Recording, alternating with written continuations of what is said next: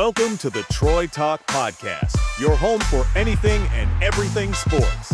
Sit back, enjoy, and here's your host, Troy. What's up, everybody, and welcome to the Troy Talk Podcast, your home for USC sports. The transfer portal is officially closed as of January 16th, and today we are going to talk about how USC did and my thoughts on how these players could make an impact for the Trojans this upcoming year. I'll also briefly talk about my thoughts on how to use the transfer portal in the optimal manner for USC. As always, if you're enjoying the content, please don't forget to hit that like and subscribe button. Our goal is 1,000 subs by May of 2026, and that wouldn't be possible without your support. So once again, thank you, and let's get it rolling. So I guess I'll start out with my thoughts on the portal. First off, I think it shouldn't be open when it is, and I think the rules are a little bit silly, and the timing of all of it just doesn't make sense with the college football playoff and whatnot. But how to fix college football would be a whole different video entirely. But it is something I'm considering making a video about in the future, so be on the lookout for that. But we have to adapt, and it's blatantly obvious that the best teams every year are the ones that are competing in the playoffs are full of transfer portal players. And not just any transfer portal players, the right ones and the ones that are making an impact. As we saw with USC last year, the impact transfers that we did get, your Waymon Jordans and your Bishop Fitzgeralds, were very, very important for our success, right?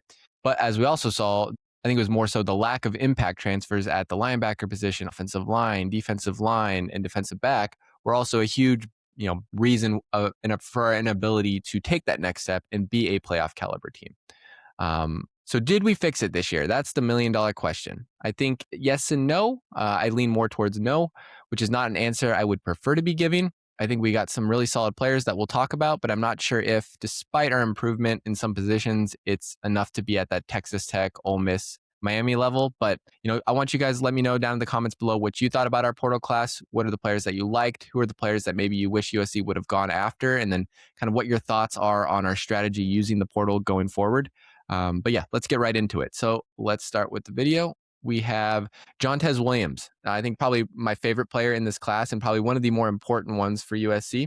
He's a 5'11", 200-pound cornerback out of Iowa State. Had a really, really good 2024 season where he kind of broke out onto the scene, had 4 interceptions, 46 tackles. Unfortunately, I believe he did tear his ACL as of, 4 games into last year. So he should be healthy for this upcoming year, but you never love taking transfers that are coming off of injuries. Although I think for this one, it shouldn't play too much of a role, but that's always a risk. I think he's likely going to be our cornerback 1. I think our cornerback 2 is going to be a competition between probably Marcellus Williams, RJ Sermons, Rock Hill, and Treston Castro. And I think nickel is going to be a competition between Prophet Brown, D. Reddick, and Alex Graham. And you might even see Alex Graham transition to safety, which we'll probably talk about a little bit later.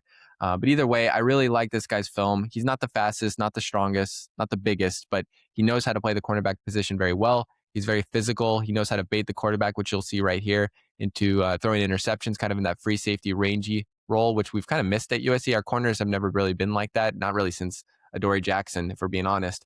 So very excited. I think he's instantly going to be our cornerback 1, and he's someone who's very, very talented and experienced as well, too. Right? I think this will be his 4th year in college football. And we'll see how the defensive coordinator uses him, if he's going to put him out on an island, if he thinks he's capable of that. I think he's pretty good in zone coverage and graded out really well as of the 2024 season. But yeah, I think it's probably the most important addition to our class this year. But the next guy we're going to talk about here, Terrell Anderson, is also important as well. So I think he's more like 6'3", 184. I think is more accurate weight receiver out of NC State.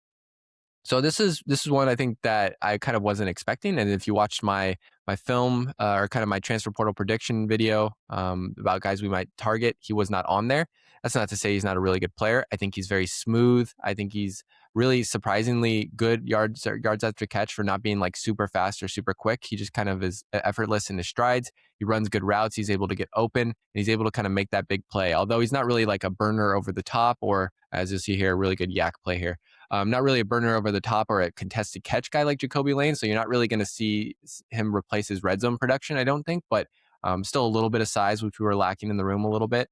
And I think he'll be a really good player. Now, is he better over like a Jace Brown, who I think ended up at LSU out of Kansas State? Is he better than Ian Strong, who I think ended up at Cal out of Rutgers? I'm not sure. Is he Cam Coleman? Definitely not. But I think he's good enough to be that 1A, 1B role with Tanook Hines. So I think we'll see similar production out of both of them. And I think you'll see Lincoln Riley's offense and scheme work out really well with these types of players. So he'll scheme him open. He's going to have good production. I'm just not sure he's that alpha receiver that I think a lot of us USC fans were looking out for.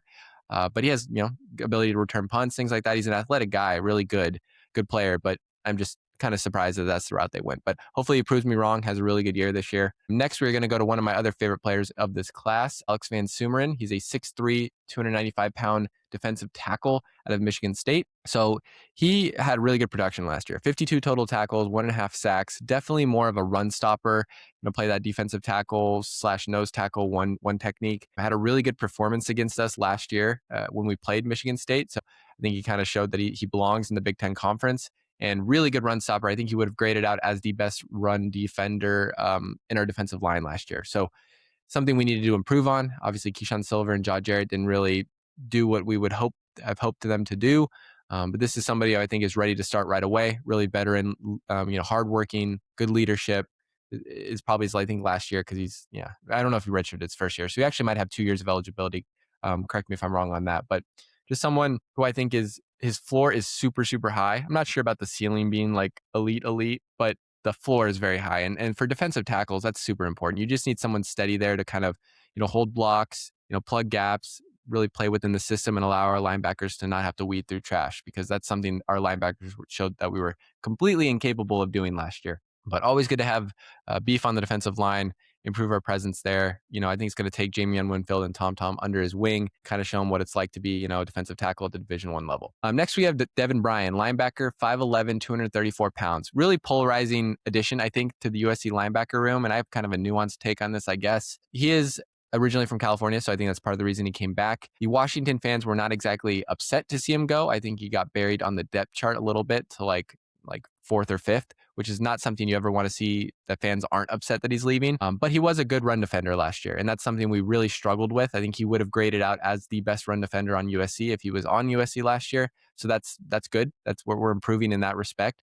I think he's a little bit limited athletically, more of kind of a fire hydrant type player like Easton Mascarenas Arnold, really big guy. But I think the moral of the story is here, I would have liked to get somebody else in addition to Devin Bryan, and that would have been, Katie Olave went to BYU, Rasheem Biles went to Texas, Owen Chambliss went to Nebraska, Owen Long went to Arizona State. All those guys were ripe for the pickings, and we just didn't go after them. And I'm not sure if that's Chad Bowden thinking that we're okay at the position. I'm not sure if that's, him thinking that Talanoa Ili is going to take that massive step next year, or Desmond Stevens or Jane Walker is going to drastically improve. I think that's a bold move, and we just have not seen evidence that they're ready to take that next step. So if we're betting on that, linebackers are a huge part of your defense. All the best teams have really, really good linebackers, Indiana, Miami, et cetera, et cetera. Ohio State's another example. So I just think we're relying on a lot of unknowns to, make our defense better next year. And that's just, kind of risky. Next, we got Zariah Fisher. He is a 6'3", 258-pound edge rusher out of Penn State. I believe he's like a 6th or 7th year senior. So really cool addition here. I love these kinds of additions because they're high character guys who are not going to complain about not getting tons of snaps. I think he had a really good pressure rate too last year, 15%. Correct me if I'm wrong there, which would have graded out as, I think, the best pressure rate on our team. Now, pressure rate isn't everything, but it is a very big stat with defensive ends and edge rushers specifically, because if they're getting pressure on the quarterback, that makes the quarterback go off schedule. That makes him have to step up in the pocket and then enter Luke Wayful, enter, Tom, Jamion Winfield, Alex Van Sumeren, list goes on and on. That's how you create sacks, and that's how you create negative plays and just, quarterbacks getting pressured and just feeling uncomfortable. So that's really advantageous. I would like to see him get to the quarterback as far as sacking a little bit more. But he's going to be really, big for Luke Wayful's development just as a college player. Obviously, Luke Wayful's talent is unmatched, but, a 6th or 7th year guy who's been through a lot of, injuries and adversity can, help the younger guys when they aren't maybe getting as many snaps, or they have some, issues getting adjusted to college life. This is someone that will take them under their wing in the locker room and be a really big veteran presence. And you can never have too many guys that really are locker room guys, because that will always make your team better and always make them more unified and kind of just better all around. Next, we got Carrington Pierce. He is a safety, 6'1", 175 pounds out of Fontana, California. Now, obviously, this is a package deal a la Kevin Longstreet and Hassan Longstreet. This is Carrington Pierce and Christian Pierce. So this was mostly to keep Christian Pierce, as our starting safety next year, which is big. I'm a big fan of Christian Pierce, but As far as the production that his brother had, not a whole lot. I think he initially went to junior college and then went to Oklahoma State, I believe, very new to football, but didn't really get on the field, if at all, last year. So this is not someone that we should be relying to provide any snaps for us next year. We don't even know really how good he is at a Division I level. I don't mind a package deal. Don't get me wrong. There are certain guys that we need to retain, and if that means taking on somebody that's a good depth piece that has good measurables and athleticism and maybe a ceiling that the coaches see, that's totally fine. But I still think we needed a safety and an instant impact safety, because I just don't really like Christian Pierce and Kennedy Urlacher starting right next to each other if we're playing two safeties like that. Now, if we go to a 4-2-5 and start playing three safeties, then you can talk me into Christian Pierce and Kennedy Urlacher playing close to the line of scrimmage, and maybe somebody like a D. Reddick over the top, or an Alex Graham, something like that. Then I can understand. But as our defense was constructed last year, having those two guys is not what we need to be. So I would have preferred us to get like the Coy Pariches that went to Oregon, or some other guys that were available. Next, we have Lachlan Kerrigan. He is a punter out of Memphis. I think he's going to be a sophomore next year. Cool to see that he probably has another 3 years with us if he kind of pans out. Averaged 43.2 yards per punt, long of 55, and 20 of his punts finished inside the 20. So I think that's about 40% of his punts. Now, the cool thing about him too is he's like 26 years old probably, because he probably played some Australian rules football. USC's had some pretty decent punters the last couple of years, and I'm really excited to see what Mike Eckler does with him. And hopefully we can kind of fix our kick return coverage and our punt return coverage and make it an elite unit, because as we saw last year, special teams was a huge factor in why we lost that Oregon game, and the same, I think, with Illinois as well. And kind of similar note, Dylan Black, he's the next guy. He's actually a long snapper, 6'1", 222 pounds, out of Reno, Nevada initially, and I think he last played for Oregon State.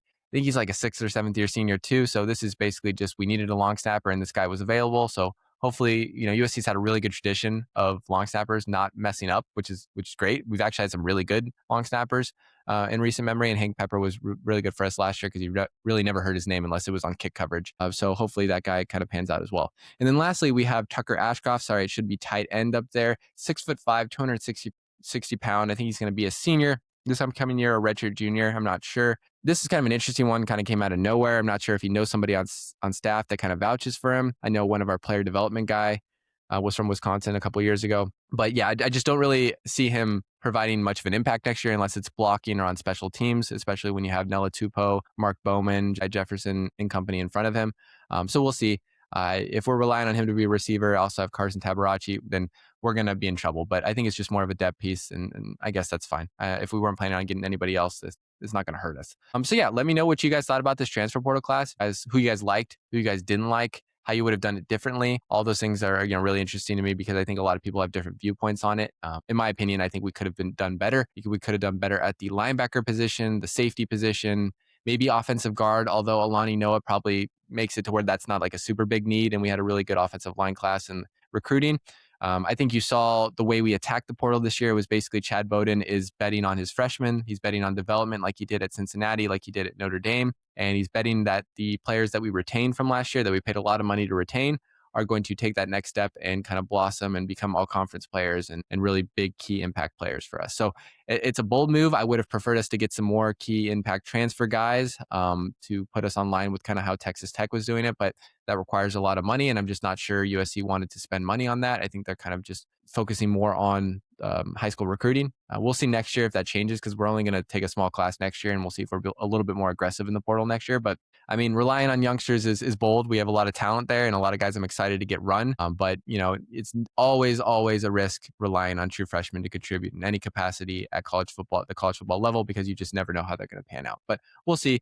Chad Bowden is definitely betting a lot on that class. So as far as what is coming up, I am going to, whenever USC decides on their defensive coordinator hire, whenever that is, I will drop a video talking about my thoughts on that and the whole kind of hiring process. I also am planning on, after that drops, to have a scheme video specifically to whatever the defensive coordinator is. And I'm going to bring Will back on, who's kind of our resident football expert, to kind of give his thoughts on that, which I think will be really interesting for like the football nerds out there. And then after that, I'd like to eventually do like a how would you fix college football video, which is basically like how would you fix the portal, how would you fix the timing of the college football playoff, transfer, how that would like how many times they can transfer, things like that. So if you guys have any thoughts about that, leave it in the comments down below too. Would like to feature your comments on a video and kind of talk about them. But yeah, thank you guys for hanging with me. I'm glad to be back. It's been a little bit of time since I dropped the last video, and I'm excited to keep making some videos in the future. So have a wonderful day, and we will see you again next time.